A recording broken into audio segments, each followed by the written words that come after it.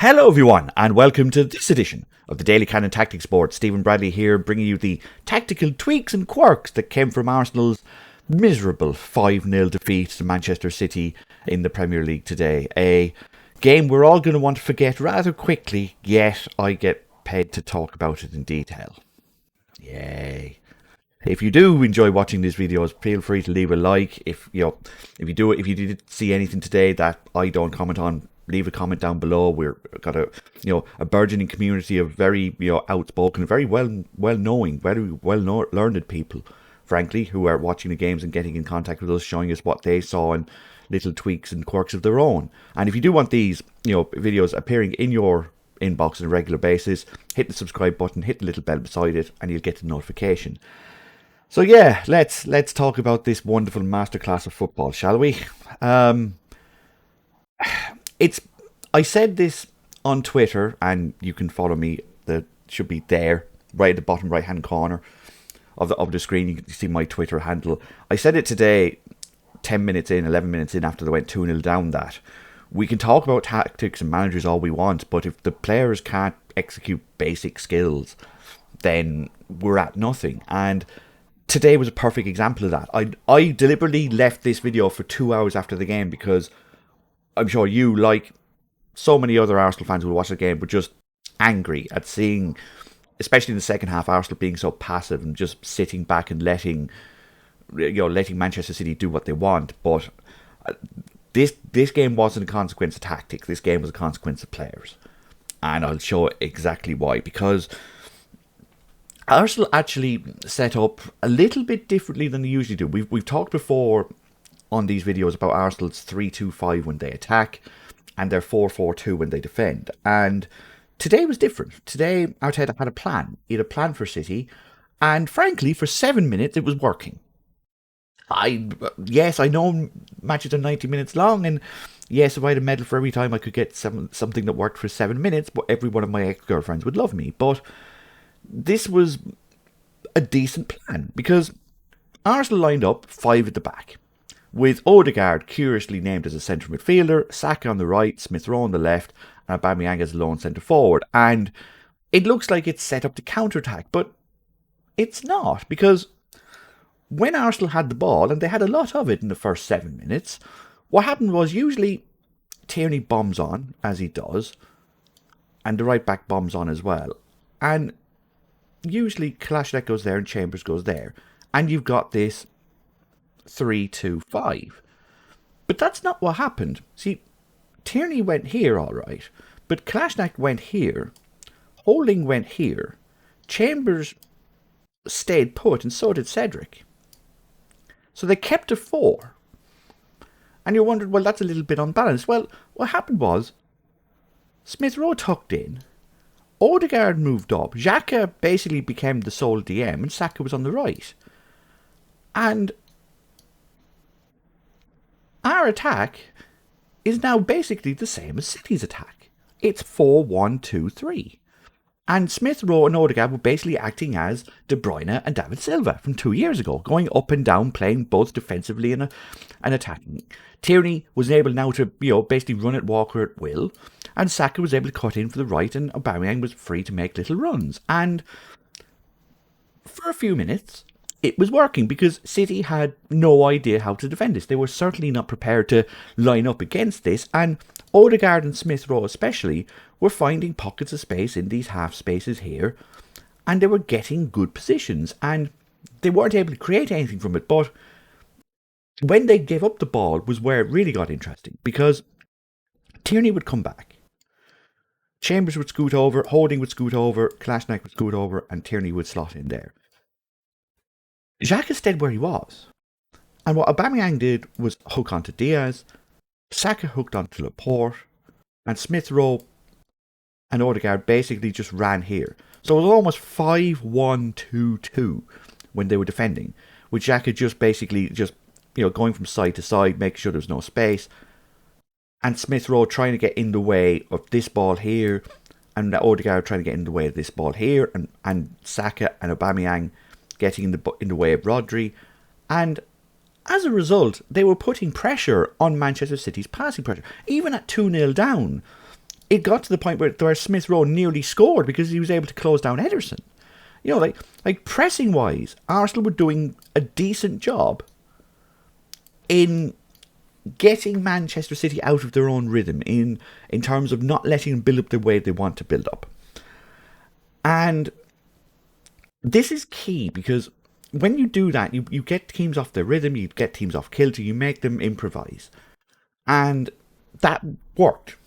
For once, Manchester City weren't able to get the ball immediately into Gundogan and Silva and, just get Rodri further forward and get Walker further forward and Cancelo further forward because Arsenal were doing such a good job of just getting in the way.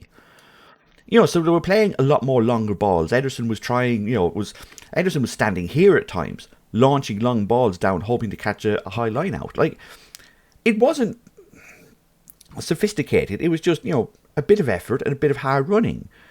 And it was working. And this is where I draw the line between criticising Arteta and criticising the players, because Arteta set the team up well. I will give him credit for that. He set the team up well initially. And then City scored. And for all the talk of Arsenal when they play with 5, when they're playing like this, and the trick being, and you'll have seen me mention this on videos on many occasions, the trick is to get either Diaz or Laporte confused so that Aubameyang can run in there. If Laporte sticks to Odegaard, then Saka's go one-on-one with Cancelo. If Laporte decides that Cancelo needs help, then Odegaard can get in. Little things like that. Every one of these back four, and Rodri and excuse me, Gundogan and Silva as well, have to be on their toes to make sure that nobody gets their wires crossed, nobody picks up the wrong man, nobody miscommunicates, and space is made. And City, of course, have been playing against a system like this for 3 years and training every day. So they know how to deal with it. They just sit back and they just look, it doesn't matter who the man is in front of me, the man in front of me is the man in front of me, and I'm taking him. So if these two change, I'm now on Smith Rowe. Walker's on Smith Rowe and Diaz is on Tierney. These two change. Now Rodri sticks to Tierney. And if, even if Tierney ends up here without Cancelo, and they rely on their own ability to defend. They don't rely on anyone else. It's one-on-one. And that's it. And it works. Does it leave them open to counterattacks at times? Yes. But those are the chances you take. Arsenal, never mind reading a defence in front of them, Arsenal couldn't read a book. And that's just the sad nature of it. Because once City got past this pressing, Arsenal were then 6 to back and pushing forward. And 6 minutes in, cross comes in. And these two are here. Actually, no, it's not. It's Torres who crosses it in. Torres is there. Silva's roaming around in space. Tierney doesn't close him down quick enough. Kolasinac has Jesus, which is fair enough. So Holding and Chambers. Gundogan is here. Holding decides that he's Chambers' man. Chambers decides that he's Cedric's man. Gundogan runs in the middle. Cross comes in. Beats Chambers. Gundogan gets there and it's 1-0. I live about 100 yards from a big training pitch. It's a 4G pitch. It's fantastic. One of those 3G AstroTurf pitches. It's fantastic. There's training going down every day. If that happened down there, this man here would be doing laps for a month. It's the most basic schoolboy error you will ever see in your life. Just stick to the man. And when you're 6'1" like Chambers is and Gundogan is 5'8", he can't beat you for a header. Like, it does not matter how elaborate and how intricate you can draw up passing patterns and pressing patterns and triggers for presses and triggers for passing moves. If your centre back can't beat a centre midfielder for a header when he can see the ball flighted in and it's not even put in with speed, What can you do? And it has to be said that we can criticise Arteta all we want, and don't worry, there is criticism of Arteta coming. But Tierney, Kolasinac, Holding, Chambers, and Cedric is not a Champions League qualifying back five. You know, average at best, average at best, average at best. Last week we were absolutely stone cold convinced that he'd left, only to then play centre back against the champions. Tierney was grand. He made a couple of errors, but good lord, he got no help. This is a back five that not only do you never want to see again, you hope to God that it never even gets talked about again. Like, at no point should this have to be picked. Yet, decisions were made. You can say the Kolasinac was kept as a backup left back, but Tavares was bought. So, if he is another centre back, then why is he there and why is William Saliba on loan? Like, so many bad decisions over the course of 2-3 years has led to the fact that Arsenal had to pick Kolasinac, Holding, and Chambers at centre back. And some of those are of Arteta's making, and some of them aren't. And today was just one of those days where you're deprived of Ben White, you're deprived of Gabriel, you're deprived of Thomas Partey. You've got basically your best four forwards, and they were all right when they had the ball. And when they didn't have the ball, they pressed and they worked. But this defence just isn't good enough. And it was the same for the second goal and the third, where City were just allowed to get into a position and cross the ball. And yes, for the second goal, Chambers is basically given a left hook by Aymeric Laporte, but free kick was here. Arsenal had 11 back.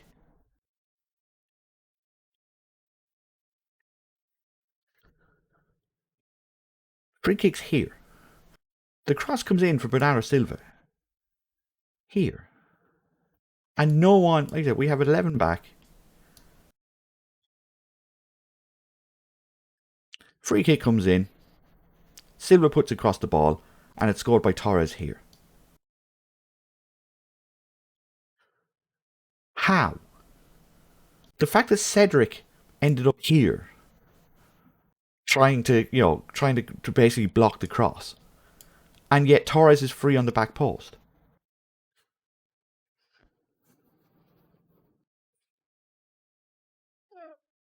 What? Like, for all the talk of coaching and tactics, when your right back decides just to stand in the middle of the penalty area and block the cross, and the ball goes to the back post. Yes, he gets a foot on it, but he shouldn't be there in the first place. He should be on the back post. He's the right back. When you've got a team making elementary mistakes like that, it does not matter who's coaching them. You just can't get a proper performance out of players who can't play up to the level that you're asking for. And today was just one of those days where you just have to accept that the back line isn't good enough. They're just going to make mistakes like that, and you hope that the other team doesn't capitalise. But in the first half, Manchester City had 3 shots on target and scored 3 times. But Arteta doesn't come out of this completely without fault, because at 2-0, like I said, Smith Rowe had just pressed Ederson into a mistake. Not that Arsenal were getting back into it, but they were still making the odd chance. They were still getting hold of the ball. Xhaka himself was just offside for a half chance. That was well saved by Ederson, who again had been forced into a mistake. Like, Arsenal weren't doing awfully. They'd made 2 awful mistakes, but they might have got a goal. Smith Rowe was unlucky, right? And then Xhaka does what Xhaka does in a position where emotions are running high, tensions are running high, where you need calm heads. Our man, Mr. red-blooded Granite Jack himself decides that he's going to throw himself into a two-footed tackle and get sent off. So we'll put him here. We'll put him here, out of the way.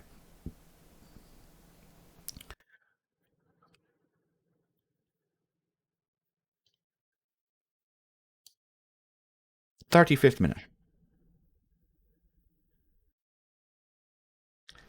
Arsenal played for 10 minutes at 2-0 down against the champions with a midfield of Emile Smith-Rowe and Martin Odegaard. What they basically did was Xhaka, who was here when Arsenal had the ball and moving up, and then providing defensive cover somewhat for the defense. When Xhaka got sent off, did Arteta do anything? No. For 10 minutes he left it. Just left a back three of Kolasinac, Holding and Chambers with wing backs who were still trying to get up the field against with cover of Smith Rowe and Odegaard against Gundogan, Bernardo Silva, Gabriel Jesus, Ferran Torres and Jack Grealish.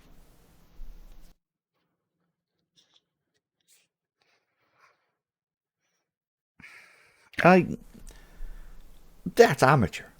It's almost like he stood there for 10 minutes in shock and just did nothing.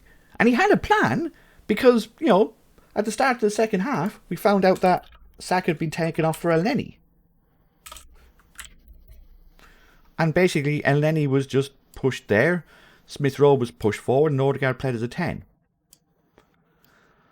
And that's what they did. They just put Elneny there and just sent him to run around. Odegaard would go, here. Smith Rowe would go here. Aubameyang would go here, and they just try and get in the way. Did they get in the way? No. I mean, if we go to the stats, XG 2.56 in the second half, XG 0. For the second half was one of the most miserable performances, most miserable experiences I've ever had of watching Arsenal. Because they did nothing. But they did. Smith Rowe was there, Odegaard was there, Aubameyang was there. And what they did is they sat. And they just not even let Manchester City pass it around them. They watched. And I haven't shown you the heat maps, but look at this. Arsenal were so deep in their own box in the second half, they didn't even try. And the gas thing is that it still finished up 5-0. And yet Arsenal for the second half did not try to at least even get a foothold in the match. Yes, they're 3-0 down with 10 men, and I know, but in some cases it is better to show fight and better to show character and better to show just that you're not going to go down without swinging. That you're at least going to give it a go.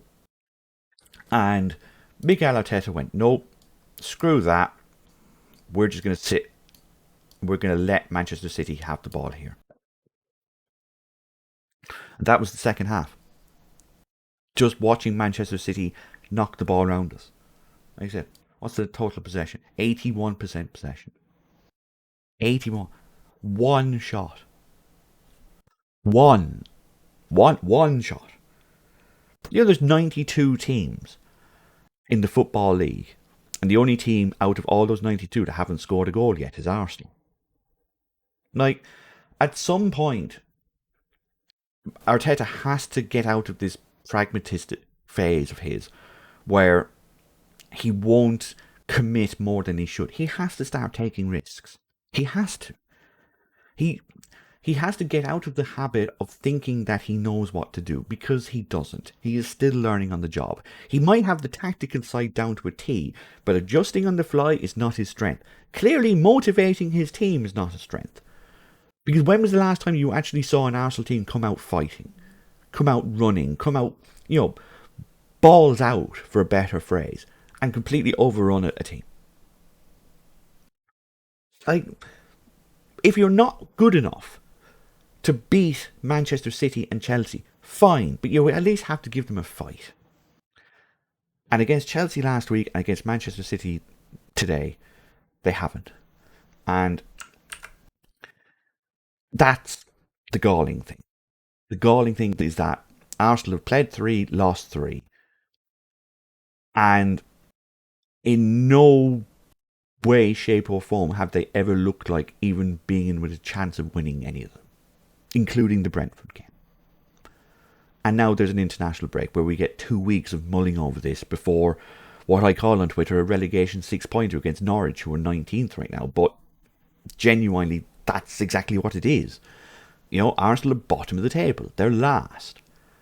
And results like this, I can take.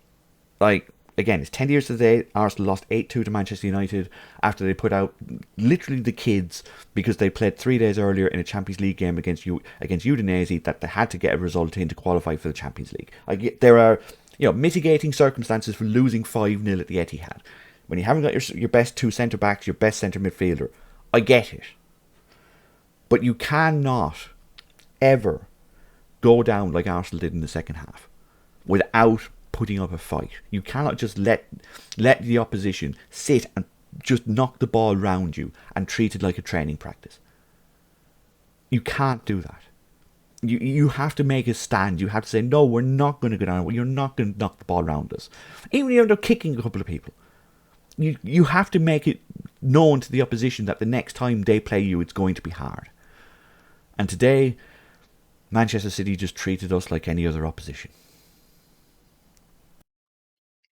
If you did enjoy this video, feel free to leave a like at the end of it. If you did see something that I said or if I comment on that you agree or disagree with, please leave a comment down below and we'll respond in kind. If you do want these videos in your inbox on a regular basis, hit the subscribe button at the bottom right hand corner, hit the little bell if you want to be notified, and they'll be in your inbox as soon as it happens. Yeah, 2 weeks until Norwich. I'm going to get a pint. Good luck.